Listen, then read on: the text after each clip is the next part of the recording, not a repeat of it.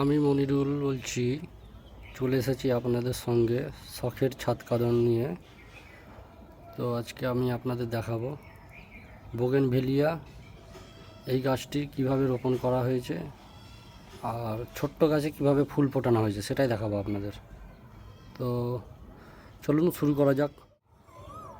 এই দেখুন, এই যে ছোট্ট একটা বোগেনভেলিয়া গাছ, আমি এটা একটা কাটিং থেকে চারা তৈরি করেছি। দেখতে পাচ্ছেন এইখানে আমি একটা গ্রো ব্যাগে এই গাছটাকে লাগিয়েছি। আজকেই লাগালাম গাছটা, দুখানা ডালপালা বেরিয়েছে, খুব সুন্দর কলমটা হয়েছে দেখতে পাচ্ছেন। পরবর্তীতে আমি দেখাবো আপনাদের কিভাবে এই গাছটা বেড়ে উঠছে। এর সঙ্গে সঙ্গে আমি আরও অন্যান্য গাছের কলম করেছিলাম, সেই গাছগুলো এরকমই গ্রো ব্যাগে আছে, ছোট্ট গাছে সুন্দর সুন্দর ফুল ফুটছে। তো আমি আপনাদের সেটাই দেখাবো আজকে এই ভিডিওতে, কিভাবে ছোট্ট গাছে ফুল ফোটানো যায়, এটাও সম্ভব। আপনারা দেখুন এই গাছটি, দেখুন এই যে ছোট্ট একটা গ্রো ব্যাগে, গাছটার বয়স কিন্তু খুব বেশি নয়, মিনিমাম 3 থেকে 4 মাস বয়স। এই বয়সের মধ্যেই গাছটাতে ফুল এসেছে। দেখুন কত ডালপালা, একটা দুটো তিনটে, আরও দিকে দেখা যাচ্ছে নতুন নতুন ডালপালা বেরোতে শুরু করেছে। ছোট্ট একটা গাছে যে এত সুন্দর ফুল ফুটেছে, এর একটা আনন্দ বা অনুভূতি আলাদা। তো আপনারা চেষ্টা করুন, আপনারাও নিশ্চয়ই পারবেন এরকম ফুল ফোটাতে ছোট্ট গাছে। কিছুই নয়, জাস্ট গাছটাকে আমি কিছুদিন বড় করেছিলাম, বড় করে গাছটাকে সামান্য ছাওয়াতে রেখে, যেহেতু ছোট সেই কারণে ছাওয়াতে রাখতাম, অল্প একটু যাতে রোদ বা আলোটা পাই সেরকম একটা জায়গা দেখে গাছটাকে রেখেছিলাম। তো ইতিমধ্যে ফুল চলে এসেছে।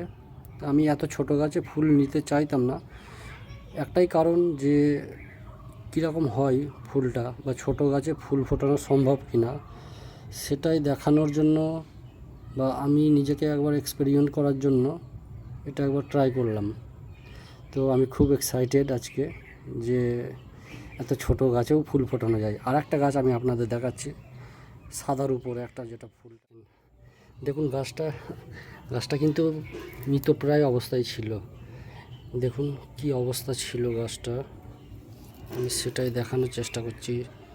মাত্র একটা ডাল, এই গাছটাতে একটা ডাল, এই গোড়া দিয়ে ডাল বেরিয়েছিল, কিন্তু অতিরিক্ত গরমের জন্য ডালটা মারা গেছে। তো যাই হোক, একটা ডাল আমি বাঁচাতে পেরেছি, সেই কারণে গাছটাও হয়েছে। এটা তো ওই গাছটার থেকে, এই গাছটার থেকেও এটা আরও ছোট, তবুও এটাতেও ফুল এসেছে। তো দেখুন দুটো গাছই একই সঙ্গে কলম করা, হ্যাঁ, একই সঙ্গে আমি ডাল কেটে, ডাল সংগ্রহ করে এই কলমগুলো তৈরি করেছিলাম। পাশাপাশি আরও একটা গাছ আমি দেখাচ্ছি, এটাতে ফুল আসেনি, সবকটা গ্রো ব্যাগে আছে। এই গাছটাকে আপনারা দেখুন, গাছটার গ্রোথটা দেখুন খালি, এটাতে এখনও ফুল আসেনি। তো সম্ভবত এই গাছটাতেও ফুল চলে আসবে। গাছটার গ্রোথটা খুব সুন্দর হয়েছে, দেখুন পাতাগুলো দেখলে আপনারা বুঝতে পারবেন গাছটা কত সুন্দর হয়েছে। এত সুন্দর গাছটা হয়েছে, তো আশা করা যায় ফুল ফুটবে এই গাছটাতেও। কিছুই না, নিয়মিত জল দেবেন। এখন এই গ্রীষ্মের সময়ে দুবেলা নিয়মিত জল দেবেন, একটু গাছটাকে ভিজিয়ে জল দেবেন। আর সার বলতে তেমন কিছুই দিইনি, গোবর সার, পুরনো গোবর সার 1 বছরের, সেটা দিয়ে মাটি তৈরি করেছিলাম। আর মাঝে মাঝে যেটা সবজি যে ওয়েস্টেজ যেটা হয় খোসা, সেই ওয়েস্টেজের খোসা যে পচিয়ে যে লিকুইড জলটা, সেটাকে খুব পাতলা করে 15 দিনে একবার দিয়েছিলাম। আর মোটামুটি 15 দিন 20 দিন পর একবার খোল জল দিয়েছিলাম, ঠিক আছে। এই সার বলতে ছোট গাছে বেশি সার দেওয়ার প্রয়োজন নেই, কারণ ও বেশি সার দিলে নিতে পারবে না। তো যাই হোক বন্ধুরা, দেখুন কত সুন্দর গাছগুলো হয়েছে, গাছে ফুলও ফুটেছে। কি করা, গাছটা কত সুন্দর ফুলের কালারটা আপনারা দেখুন। মানে বোগেনভেলিয়া আমি প্রথম যখন দেখি, অনেক ভিডিও দেখেছিলাম বা অনেকে গাছ করতে দেখেছিলাম, তখনই আমার ভালো লেগে যায় এই গাছের। মানে এক কথায় মানে প্রেমে পড়ে যাওয়ার মতো ব্যাপার।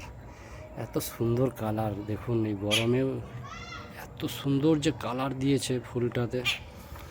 ছোট্ট গাছটা, আমিও এটাকেও বড় করেছি, গাছটা কলম থেকে করা। এই যে গাছটা দেখতে পাচ্ছেন, বোগেনভেলিয়ার অনেক কটা কালেকশন আমার কাছে আছে। তো বন্ধুরা, আজকে এখানে শেষ করছি ভিডিওটা। আগামী ভিডিও খুব শীঘ্রই আসবে, অপেক্ষা করুন।